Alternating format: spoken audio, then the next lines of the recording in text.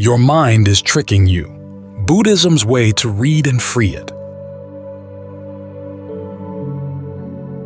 It's important that we discuss the steps of the practice in training the mind, for the mind has all sorts of deceptions by which it fools itself. If you aren't skillful in investigating and seeing through them, they are very difficult to overcome even if you are continually mindful to keep watch over the mind. You have to make an effort to focus on contemplating these things at all times.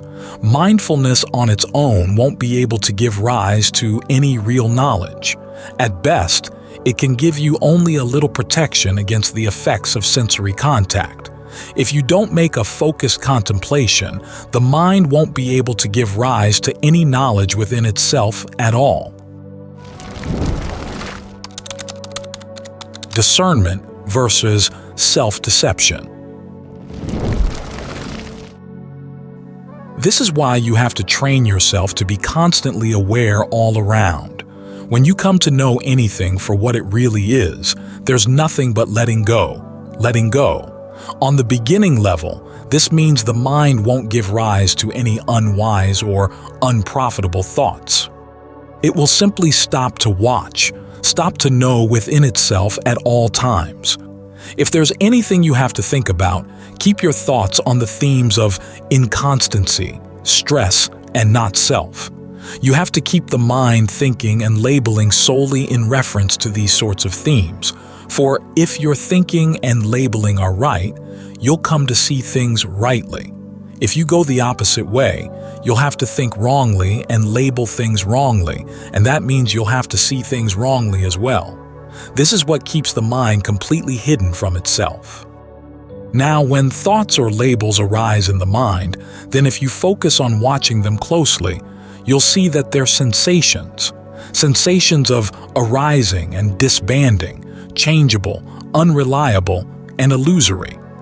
If you don't make an effort to keep a focused watch on them, you'll fall for the deceptions of thought fabrication. In other words, the mind gives rise to memories of the past and fashions issues dealing with the past. But if you're aware of what's going on in time, you'll see that they're all illusory. There's no real truth to them at all. Even the meanings the mind gives to good and bad sensory contacts at the moment they occur. If you carefully observe and contemplate, you'll see that they're all deceptive. There's no real truth to them. But ignorance and delusion latch onto them all, and this drives the mind around in circles. In other words, it doesn't know what's what, how these things arise, persist, and disband, so it latches onto them and gets itself deceived on many, many levels. If you don't stop to focus and watch, there's no way you can see through these things at all. But if the mind keeps its balance or stops to watch and know within itself, it can come to realize these things for what they are. When it realizes them, it can let them go automatically without being attached to anything. This is the knowledge that comes with true mindfulness and discernment. It knows and lets go. It doesn't cling. No matter what appears, good or bad, pleasure or pain, when the mind knows, it doesn't cling. When it doesn't cling, there's no stress or suffering. You have to keep hammering away at this point. When it doesn't cling, the mind can stay at normalcy, empty, undisturbed, quiet and still. But if it doesn't read itself in this way, doesn't know itself in this way, it will fall for the deceits of defilement and craving. It will fashion up all sorts of complex and complicated things that it itself will have a hard time seeing through, for they will have their ways of playing up to the mind to keep it attached to them, all of which is simply a matter of the mind's falling for the deceits of the defilements and cravings within itself. The fact that it isn't acquainted with itself, doesn't know how mental states arise and disband and take on objects, means that it loses itself in its many, many attachments.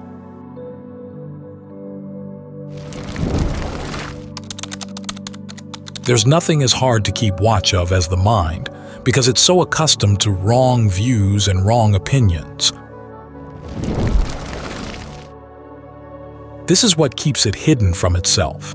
But thanks to the teachings of the Buddha, we can gain knowledge into the mind or into consciousness with its many layers and intricacies, which when you look into it deeply, you'll find to be empty of any meaning in and of itself.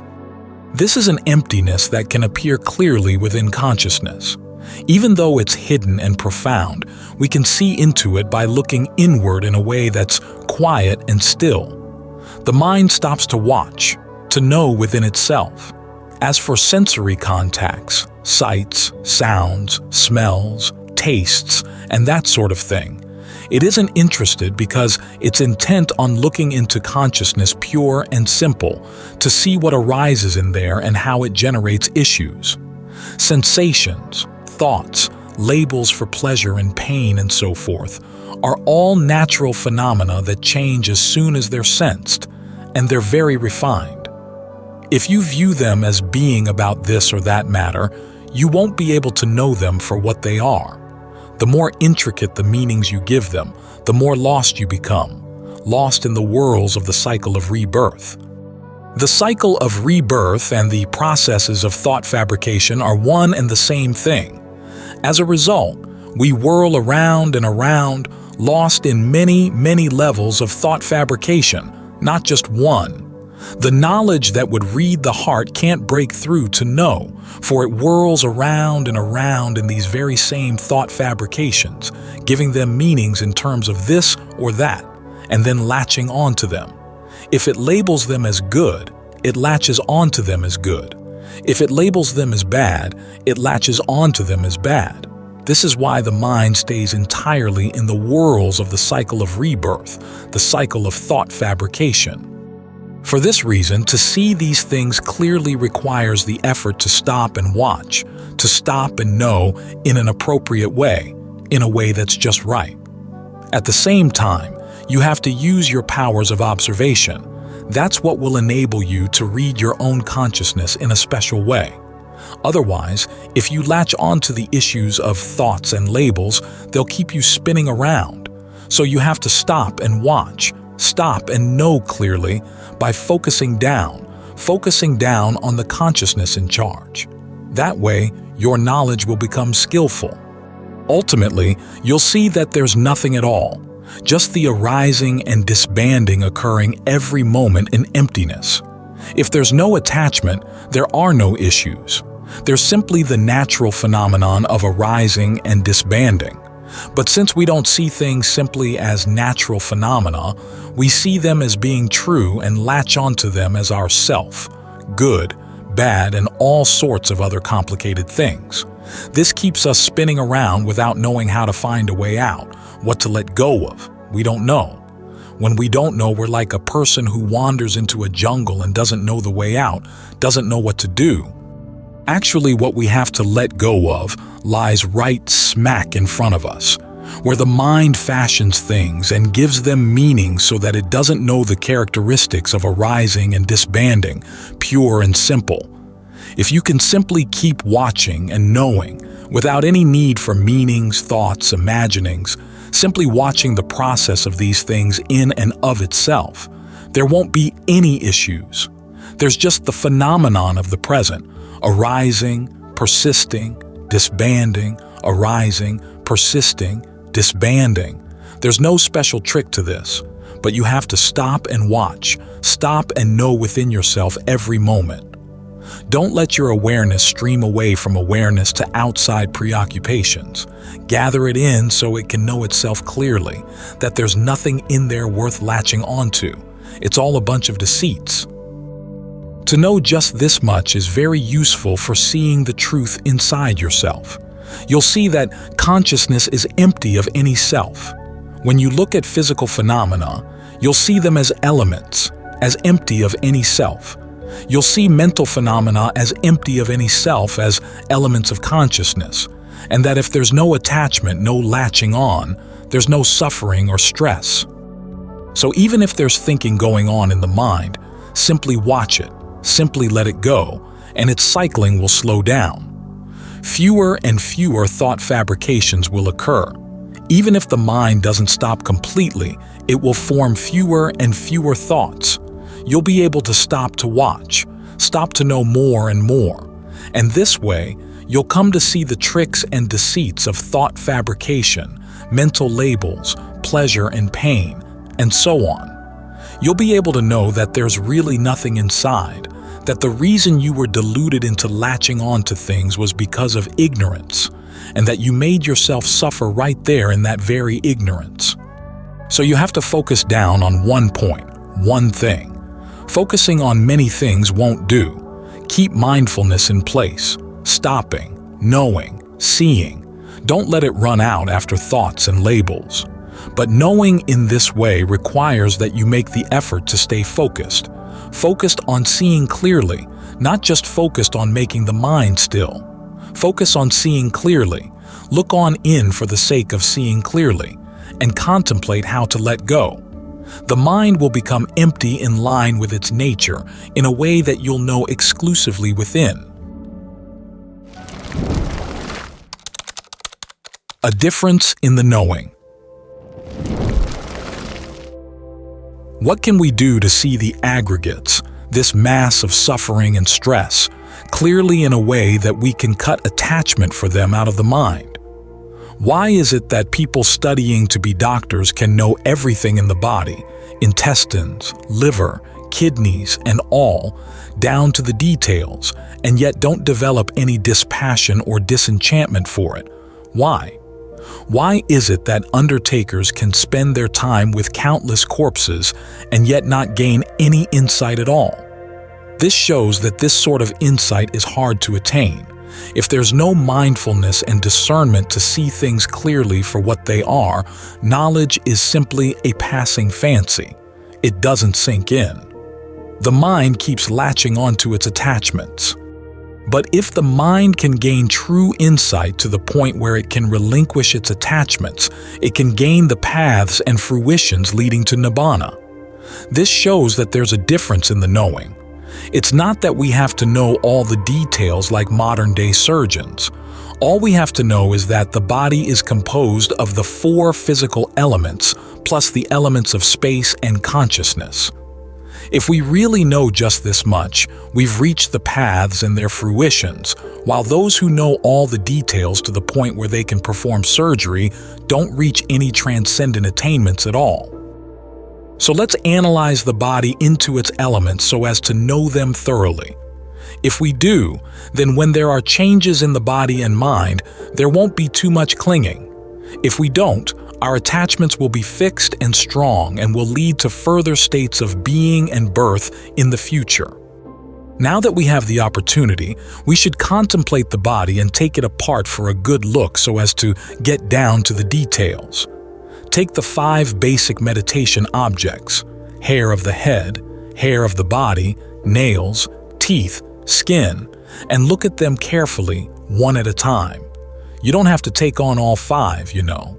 Focus on the hair of the head to see that it belongs to the earth element, to see that its roots are soaked in blood and lymph under the skin. It's unattractive in terms of its color, its smell, and where it dwells. If you analyze and contemplate these things, you won't be deluded into regarding them as your hair, your nails, your teeth, your skin. All of these parts are composed of the earth element mixed in with water, wind, and fire. If they were purely earth, they wouldn't last, because every part of the body has to be composed of all 4 elements for it to be a body.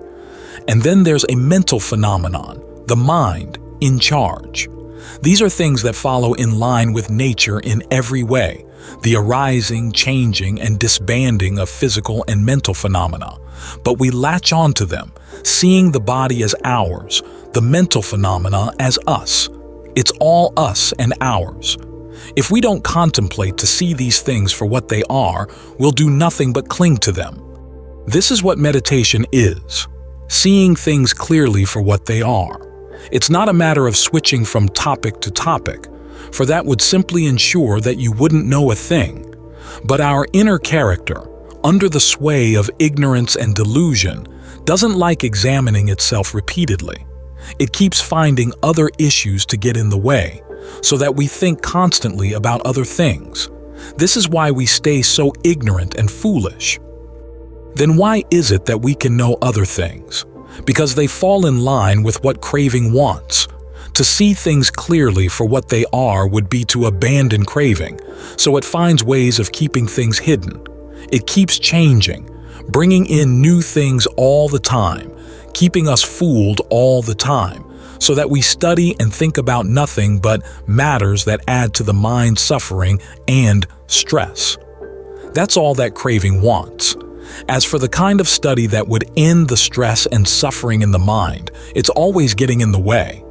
This is why the mind is always wanting to shift to new things to know, new things to fall for. And this is why it's always becoming attached. So when it doesn't really know itself, you have to make a real effort to see the truth that the things within it aren't you or yours. Don't let the mind stop short of this knowledge. Make this a law within yourself. If the mind doesn't know the truths of inconstancy, stress, and not self within itself, it won't gain release from suffering. Its knowledge will simply be worldly knowledge. It will follow a worldly path. It won't reach the paths and fruition leading to nibbana. So this is where the worldly and the transcendent part ways.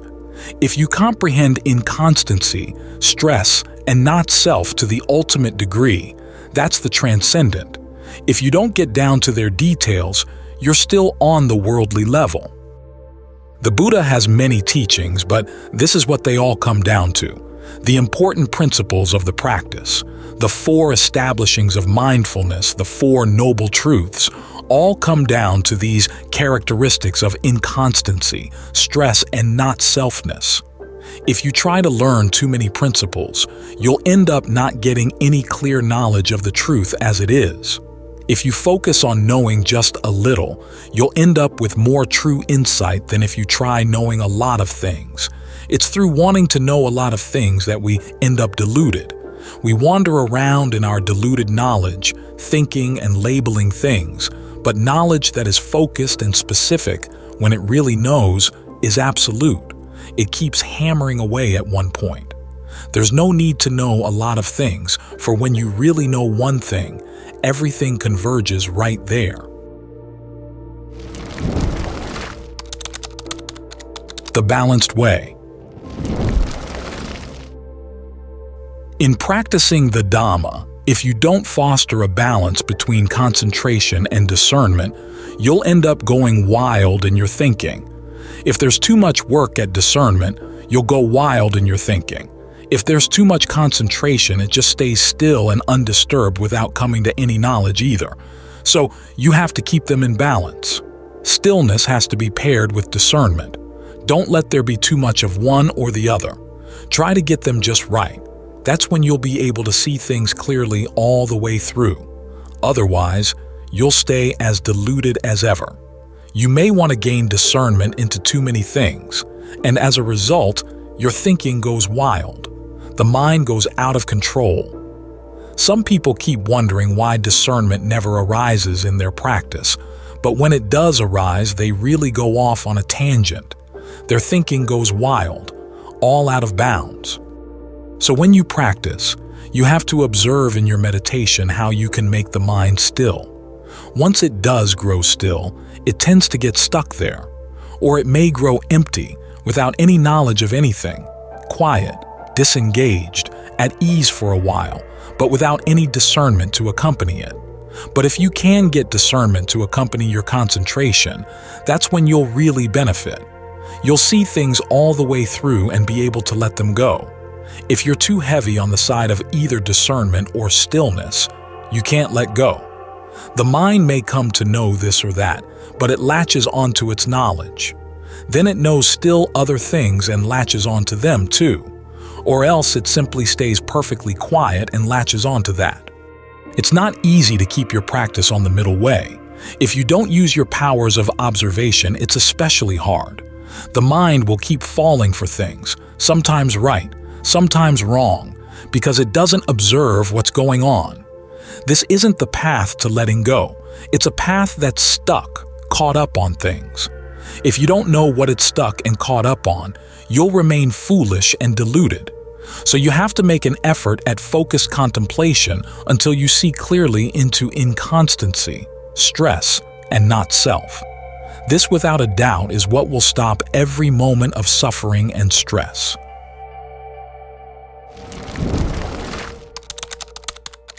The uses of equanimity.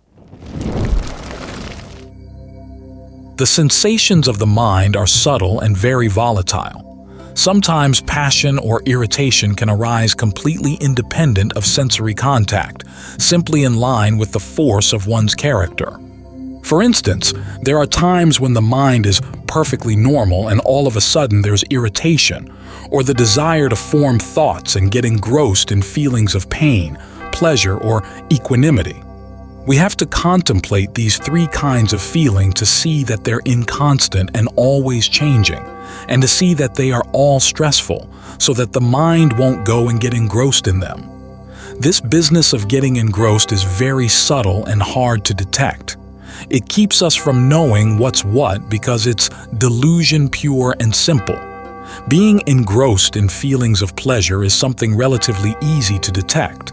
But being engrossed in feelings of equanimity, that's hard to notice because the mind is at equanimity in an oblivious way. This oblivious equanimity keeps us from seeing anything clearly. So you have to focus on seeing feelings simply as feelings and pull the mind out of its state of being engrossed with equanimity. When there's a feeling of equanimity as the mind gathers and settles down, when it's not scattered around, use that feeling of equanimity and concentration as the basis for probing in to see inconstancy, stress, and not self. For this equanimity and concentration at the fourth level of absorption, jhana, is the basis for liberating insight. Simply make sure that you don't get attached to the absorption. If you get the mind to grow still in equanimity without focusing on gaining insight, it's simply a temporary state of concentration, so you have to focus on gaining clear insight either into inconstancy, into stress, or into not-selfness. That's when you'll be able to uproot your attachments. If the mind gets into a state of oblivious equanimity, it's still carrying fuel inside it. Then as soon as there's sensory contact, it flares up into attachment, so we have to follow the principles the Buddha laid down. Focus the mind into a state of absorption and then focus on gaining clear insight into the three characteristics.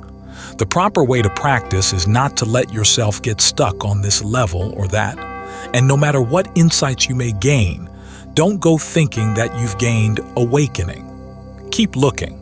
Keep focusing in to see if there are any further changes in the mind, and when there are, see the stress in those changes, the not-selfness of those changes. If you can know in this way, the mind will rise above feeling, no longer entangled in this level or that level, all of which are simply matters of speculation. The important thing is that you try to see clearly. Even when the mind is concocting all sorts of objects in a real turmoil, focus on seeing all of its objects as illusory. Then stay still to watch their disbanding. Get so that it's clear to you that there's really nothing to them. They all disband. All that remains is the empty mind, the mind maintaining its balance in normalcy, and then focus in on examining that. There are many levels to this process of examining the diseases in the mind, not just one. Even though you may come up with genuine insights every now and then, don't just stop there, and don't get excited about the fact that you've come to see things you never saw before. Just keep contemplating the theme of inconstancy in everything without latching on, and then you'll come to even more penetrating insights. So focus on in until the mind stops, until it reaches the stage of absorption called purity of mindfulness and equanimity. See what pure mindfulness is like. As for the feeling of equanimity, that's an affair of concentration. It's what the mindfulness depends on so that it too can reach equanimity. This is the stage where we gather the strength of our awareness in order to come in and know the mind. Get the mind centered at equanimity and then probe in to contemplate. That's when you'll be able to see. An important but subtle point is that even though we practice, we continue to fall for pleasant feelings because feelings are illusory on many levels. We don't realize that they're changeable and unreliable. Instead of offering pleasure, they offer us nothing but stress, yet we're still addicted to them. This business of feeling is thus a very subtle matter. Please try to contemplate it carefully. This business of latching onto feelings of pleasure, pain, or equanimity. You have to contemplate so as to see it clearly. And you have to experiment more than you may want to with pain. When there are feelings of physical pain or mental distress, the mind will struggle because it doesn't like pain. But when pain turns to pleasure, the mind likes it and is content with it. So it keeps on playing with feeling. Even though, as we've already said, feeling is inconstant, stressful, and not really ours. But the mind doesn't see this. All it sees are feelings of pleasure and it wants them. Try looking into how feeling gives rise to craving. It's because we want pleasant feeling that craving whispers right there at the feeling. If you observe carefully, you'll see that this is very important, for this is where the paths and fruitions leading to nibbana are attained, right here at feeling and craving. If we can extinguish the craving and feeling, that's nibbana. In the Solasapanya, Sutta Nipata 5, the Buddha said that defilement is like a wide and deep flood, but he then went on to summarize the practice to cross it simply as abandoning craving in every action. Now, right here at feeling is where we can practice to abandon craving, for the way we relish the flavor of feeling has many ramifications. This is where many of us get deceived because we don't see feeling as inconstant. We want it to be constant. We want pleasant feelings to be constant. As for pain, we don't want it to be constant, but no matter how much we try to push it away, we still latch on to it. This is why we have to focus on feeling, so that we can abandon craving right there in the feeling. If you don't focus here, the other paths you may follow will simply proliferate. So bring the practice close to home. When the mind changes, or when it gains a sense of stillness or calm that would rank as a feeling of pleasure or equanimity, try to see in what ways the pleasure or equanimity is inconstant, that it's not you or yours. When you can do this, you'll stop relishing that particular feeling. You can stop right there, right where the mind relishes the flavor of feeling and gives rise to craving. This is why the mind has to be fully aware of itself, all around, at all times, in its focused contemplation to see feeling as empty of self. This business of liking and disliking feelings is a disease hard to detect because our intoxication with feelings is so very strong. Even with the sensations of peace and emptiness in the mind, we're still infatuated with feeling. Feelings on the crude level, the violent and stressful ones that come with defilement, are easy to detect. But when the mind grows still, steady, cool, bright, and so on, we're still addicted to feeling. We want these feelings of pleasure or equanimity. We enjoy them. Even on the level of firm concentration or meditative absorption, there's attachment to the feeling. This is the subtle magnetic pull of craving, which paints and plasters things over. This painting and plastering is hard to detect because craving is always whispering inside us, "I want nothing but pleasant feelings." This is very important, for this virus of craving is what makes us continue to be reborn. So explore to see how craving paints and plasters things, how it causes desires to form, the desires to get this or take that, and what sort of flavor it has that makes you so addicted to it, that makes it hard for you to pull away. You have to contemplate to see how craving fastens the mind so firmly to feelings that you never weary of sensuality or of pleasant feelings no matter what the level. If you don't contemplate so as to see clearly that the mind is stuck right here at feeling and craving, it will keep you from gaining release. We're stuck on feeling like a monkey stuck in a tar trap. They take a glob of tar and put it where a monkey will get its hand stuck in it, and in trying to pull free, the monkey gets its other hand, both feet, and finally, its mouth stuck too. Consider this. Whatever we do, we end up stuck right here at feeling and craving. We can't separate them out. We can't wash them off. If we don't grow weary of craving, we're like the monkey stuck in the glob of tar, getting ourselves more and more trapped all the time. So if we're intent on freeing ourselves in the footsteps of the arahants, we have to focus specifically on feeling until we can succeed at freeing ourselves from it. Even with painful feelings, we have to practice. For if we're afraid of pain and always try to change it to pleasure, we'll end up even more ignorant than before. This is why we have to be brave in experimenting with pain, both physical pain and mental distress. When it arises in full measure like a house afire, can we let go of it? We have to know both sides of feeling. When it's hot and burning, how can we deal with it? When it's cool and refreshing, how can we see through it?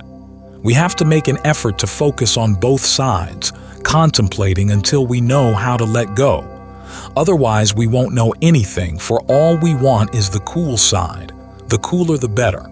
And when this is the case, how can we expect to gain release from the cycle of rebirth? Nibbana is the extinguishing of craving, and yet we like to stay with craving. So how can we expect to get anywhere at all? We'll stay right here in the world, right here with stress and suffering, for craving is a sticky sap. If there's no craving, there's nothing. No stress, no rebirth. But we have to watch out for it. It's a sticky sap, a glob of tar, a dye that's hard to wash out. So don't let yourself get carried away with feeling. The crucial part of the practice lies here. When conventional truths collapse. In making yourself quiet, you have to be quiet on all fronts. Quiet in your deeds, quiet in your words, quiet in your mind. Only then will you be able to contemplate what's going on inside yourself. If you aren't quiet, you'll become involved in external affairs and end up having too much to do and too much to say. This will keep your awareness or mindfulness from holding steady and firm. You have to stop doing, saying, or thinking anything that isn't necessary. That way, your mindfulness will be able to develop continuously. Don't let yourself get involved in too many outside things. In training your mindfulness to be continuous so that it will enable you to contemplate yourself, you have to be observant. When there's sensory contact, can the mind stay continuously undisturbed and at normalcy? Or does it still run out into liking and disliking? Being observant in this way will enable you to read yourself, to know yourself. If mindfulness is firmly established, the mind won't waver. If it's not yet firm, the mind will waver in the form of liking and disliking. You have to be wary of even the slightest wavering. Don't let yourself think that the slight waverings are unimportant, or else they'll become habitual. Being uncomplacent means that you have to watch out for the details, the little things, the tiny flaws that arise in the mind. If you can do this, you'll be able to keep your mind protected, better than giving all your attention to the worthless affairs of the outside world. So really try to be careful. Don't get entangled in sensory contact. This is something you have to work at mastering. If you focus yourself exclusively in the area of the mind like this, you'll be able to contemplate feelings in all their details. You'll be able to see them clearly, to let them go. So focus your practice right at feelings of pleasure, pain, and neither pleasure nor pain. Contemplate how to leave them alone, simply as feelings without relishing them. For if you relish feelings, that's craving. Desires for this and that will seep in and influence the mind so that it gets carried away with inner and outer feelings. This is why you have to be quiet. Quiet in a way that doesn't let the mind become attached to the flavors of feelings. Quiet in a way that uproots their influence. The desire for pleasure is like a virus deep in our character. What we're doing here is to make the mind stop taking pleasant feelings into itself and stop pushing painful feelings away. It's because we're addicted to taking in pleasant feelings that we dislike painful feelings and push them away. So don't let the mind love pleasure and resist pain. Let it be undisturbed by both. Give it a try. If the mind can let go of feelings so that it's above pleasure, pain, and indifference, that means it's not stuck on feeling. And then try to observe, how can it stay unaffected by feelings? This is something you have to work at mastering in order to release your grasp on feelings once and for all, so that you won't latch onto physical pain or mental distress as being you or yours. If you don't release your grasp on feeling, you'll stay attached to it, both in its physical and in its mental forms. If there's the pleasure of physical ease, you'll be attracted to it. As for the purely mental feeling of pleasure, that's something you'll really want, you'll really love. And then you'll be attracted to the mental perceptions and labels that accompany the pleasure, the thought fabrications, and even the consciousness that accompany the pleasure. You'll latch on to all of these things as you or yours. So analyze physical and mental pleasure. Take them apart to contemplate how to let them go. Don't fool yourself into relishing them. As for pain, don't push it away. Let pain simply be pain. Let pleasure simply be pleasure. Let them simply fall into the category of feelings. Don't go thinking that you feel pleasure, that you feel pain. If you can let go of feeling in this way, you'll be able to gain release from suffering and stress because you'll be above and beyond feeling. This way, when aging, illness, and death come, you won't latch onto them thinking that you are aging, that you are ill, that you are dying. You'll be able to release these things from your grasp. If you can contemplate purely in these terms, that the five aggregates are inconstant, stressful, and not self, you won't enter into them and latch onto them as me or mine. If you don't analyze them in this way, you'll be trapped in dying. Even your bones, skin, flesh, and so forth will become mine. This is why we're taught to contemplate death, so that we can make ourselves aware that death doesn't mean that we die. You have to contemplate until you really know this. Otherwise, you'll stay trapped right there. You must make yourself sensitive in a way that sees clearly how your bones, flesh, and skin are empty of any self. That way, you won't latch onto them. The fact that you still latch onto them shows that you haven't really seen into their inconstancy, stress, and not-selfness. When you see the bones of animals, they don't have much meaning, but when you see the bones of people, your perception labels them. That's a person's skeleton, that's a person's skull. If there are a lot of them, they can really scare you. When you see the picture of a skeleton or of anything that shows the inconstancy and not-selfness of the body, if you don't see clear through it, you'll get stuck at the level of skeleton and bones. Actually, there are no bones at all. They're empty, nothing but elements. You have to penetrate into the bones so that they're elements. Otherwise, you'll get stuck at the level of skeleton. And since you haven't seen through it, it can make you distressed and upset. This shows that you haven't penetrated into the Dhamma. You're stuck at the outer shell because you haven't analyzed things into their elements.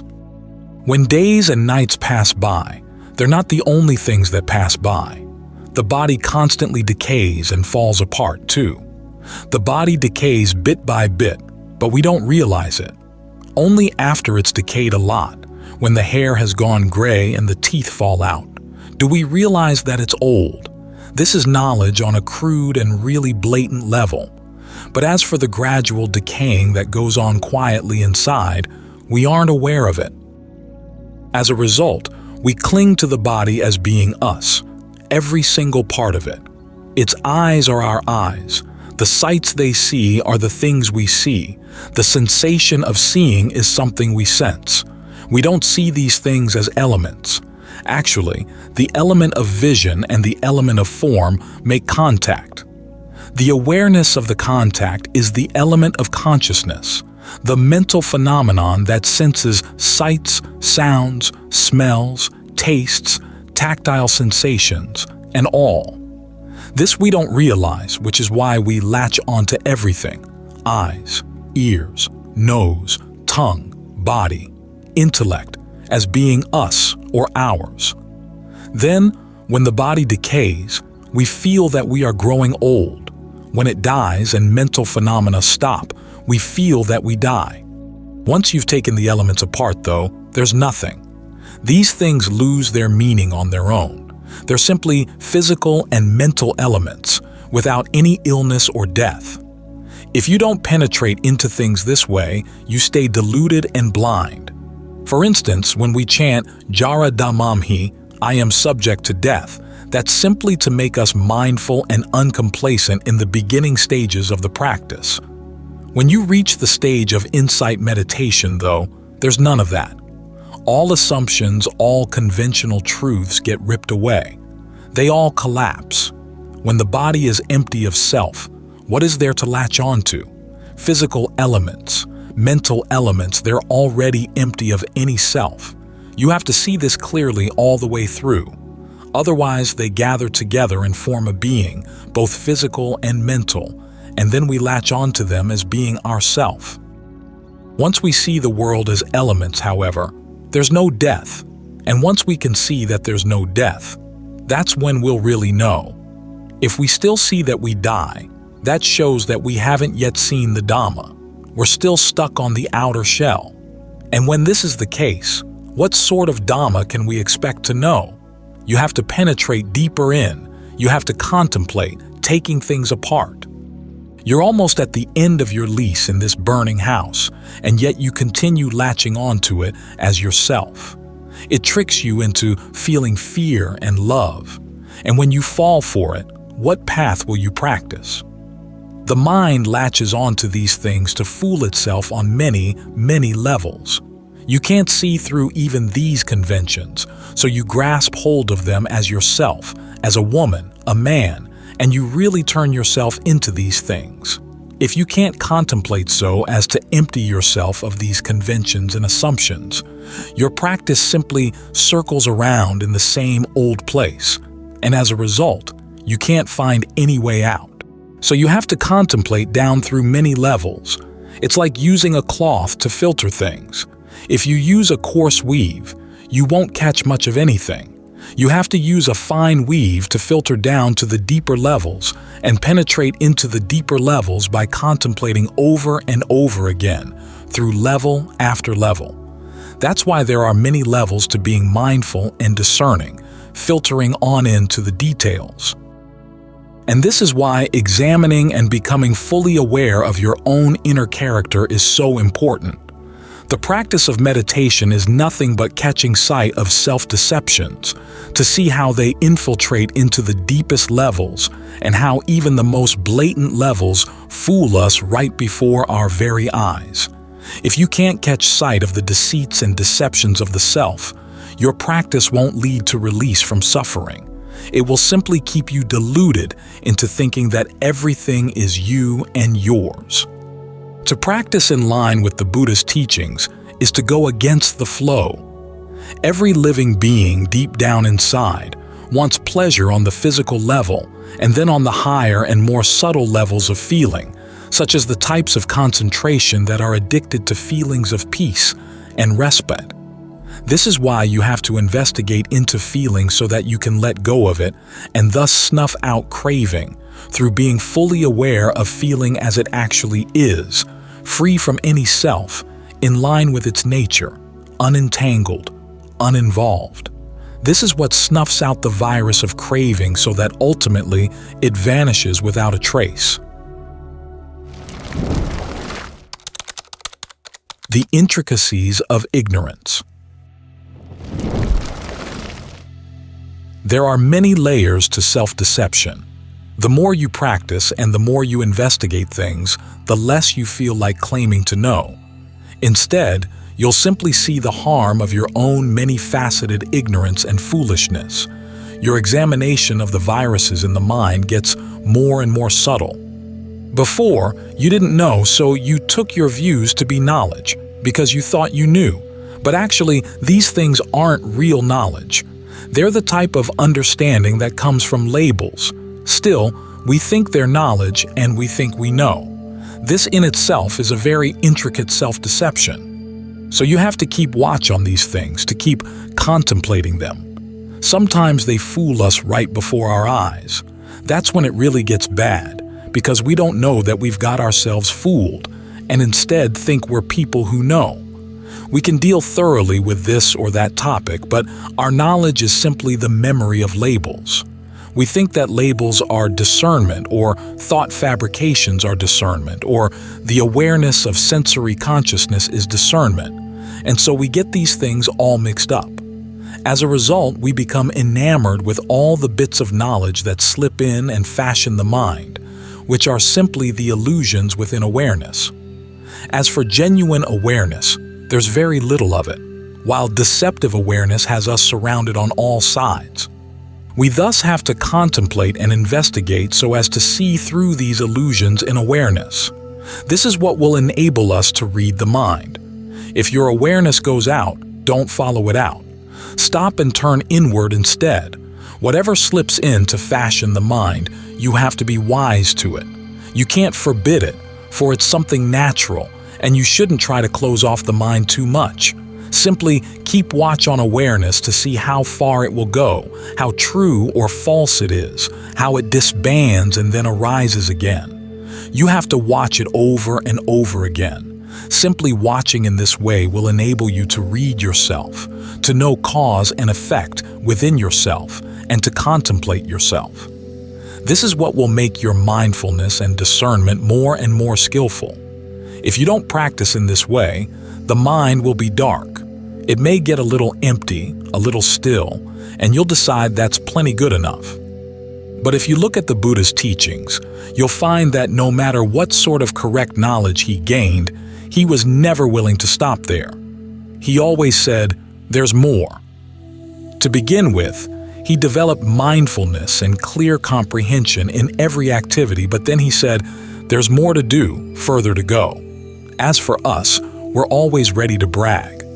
We work at developing this or that factor for a while and then say we already know all about it and don't have to develop it any further. As a result, the principles in our awareness go soft because of our boastfulness and pride. Emptiness versus the void. To open the door so that you can really see inside yourself isn't easy, but it's something you can train yourself to do. If you have the mindfulness enabling you to read yourself and understand yourself, that cuts through a lot of the issues right there. Craving will have a hard time forming. In whatever guise it arises, you'll get to read it, to know it, to extinguish it, to let it go. When you get to do these things, it doesn't mean that you get anything, for actually once the mind is empty, that means it doesn't gain anything at all. But to put it into words for those who haven't experienced it, in what ways is emptiness empty? Does it mean that everything disappears or is annihilated? Actually, you should know that emptiness doesn't mean that the mind is annihilated. All that's annihilated is clinging and attachment. What you have to do is to see what emptiness is like as it actually appears and then not latch onto it. The nature of this emptiness is that it's deathless within you, this emptiness of self, and yet the mind can still function, know, and read itself. Just don't label it or latch onto it, that's all. There are many levels to emptiness, many types, but if it's this or that type, then it's not genuine emptiness, for it contains the intention that's trying to know what type of emptiness it is, what features it has. This is something you have to look into deeply if you really want to know. If it's superficial emptiness, the emptiness of the still mind, free from thought fabrications about its objects or free from the external sense of self, that's not genuine emptiness. Genuine emptiness lies deep, not on the level of mere stillness or concentration. The emptiness of the void is something very profound. But because of the things we've studied and heard, we tend to label the emptiness of the still mind as the void, and so we label things wrongly in that emptiness. Actually, it's just ordinary stillness. We have to look more deeply in. No matter what you've encountered that you've heard about before, don't get excited. Don't label it as this or that level of attainment. Otherwise, you'll spoil everything. You reach the level where you should be able to keep your awareness steady, but once you label things, it stops right there, or else goes all out of control. This labeling is attachment in action. It's something very subtle, very refined. Whatever appears, it latches on. So you simply have to let the mind be empty without labeling it as anything. For the emptiness that lets go of preoccupations or that's free from the influence of thought fabrications is something you have to look further into. Don't label it as this or that level, for to measure and compare things in this way blocks everything, and in particular, knowledge of how the mind changes. So to start out, simply watch these things, simply be aware. If you get excited, you ruin everything. Instead of seeing things clear through, you don't. You stop there and don't go any further.